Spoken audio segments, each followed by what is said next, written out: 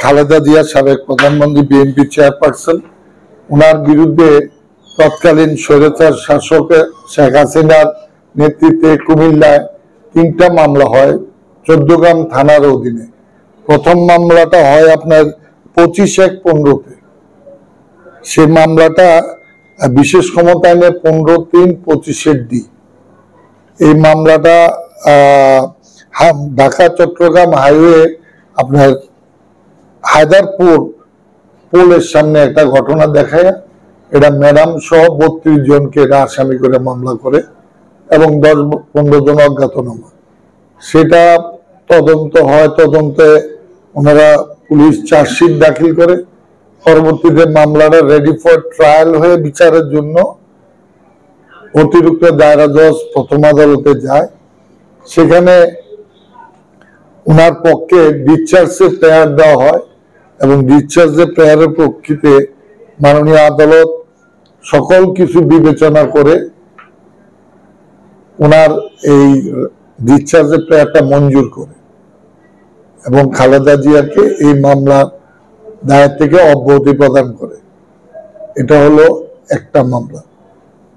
পরবর্তীতে এই মামলা যখন ব্যর্থ হলো স্বৈরাচার শেখ হাসিনা সরকার, পরবর্তীতে ওনারা 14গ্রাম জগমোহনপুরে একটা পিকনিক বাস চট্টগ্রাম কক্সবাজার থেকে এটা আসছিল। এটা জগমোহনপুর এই নামক স্থানে এই আওয়ামী ফেসিস্ট এবং তারা দোসররা গান পাউডার দিয়ে বাসে আগুন ধরিয়ে দেয় এবং বাসটা আগুন লেগে এখানে 8 জন লোক মারা যায়, বাসের যাত্রী 8 জন মারা যায়। এবং সেই মামলায়ও দেখা যায় প্রথমে মামলা করে 56 জন, অজ্ঞাতনামা 15-20 জন। সেখানে ম্যাডামের নাম ছিল না। আপনারা জানেন সেই ঘটনার যে তারিখটা ছিল আপনার 3/2 এবং ওই 3/2 ঘটনায় ম্যাডাম বালুর ট্রাকে গুলশান অফিসে রোড ফর ডেমোক্রেসির যে প্রোগ্রাম দিয়েছিলেন সেই প্রোগ্রামে ওনাকে বের হইতে দেওয়া হয়নি।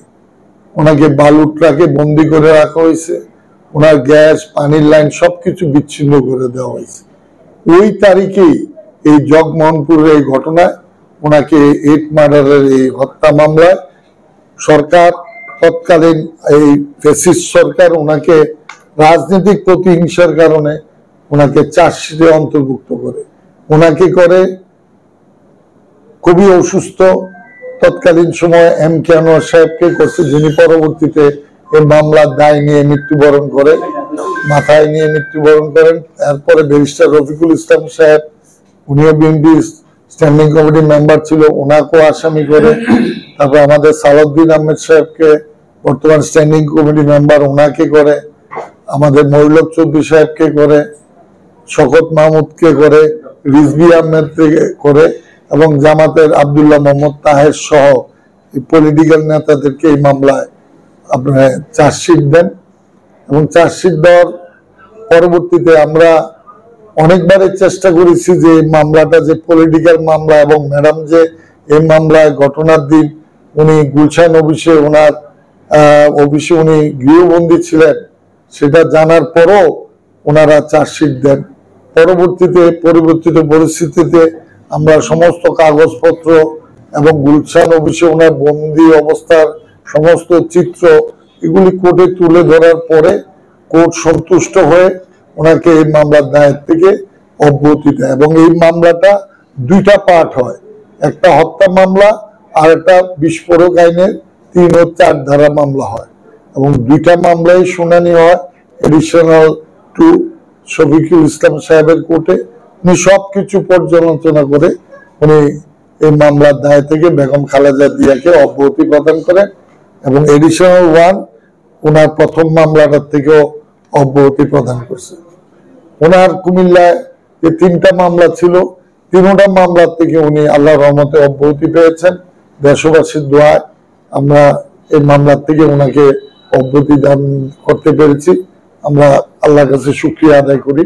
আর এই মামলা যে বাকি যে অংশটা ছিল, এজ এ পাবলিক প্রসিকিউটর আমরা রাষ্ট্রের কাছে আবেদন করেছিলাম 494 ধারা মতে, এবং রাষ্ট্র যাচাই বাছাই করে দেখেছে যে এটা একটা পলিটিক্যাল মামলা। সেই কারণে বাকি আসামিদেরকে এই মামলার দায়ের থেকে এই মামলা রাষ্ট্র আর পরিচালনা করবে না, এবং এই মামলা উইথড্রলের জন্য আমাদের কাছে চিঠি আসছে এবং সেই চিঠি আমরা জমা দিয়েছি এবং কোর্টও এটা অ্যাকসেপ্ট হয়েছে। এখন কুমিল্লায় বেগম জিয়া বা আমাদের জাতীয় নেতৃবৃন্দুর আর কোনো মামলা রইল না। ওকে, ঠিক আছে।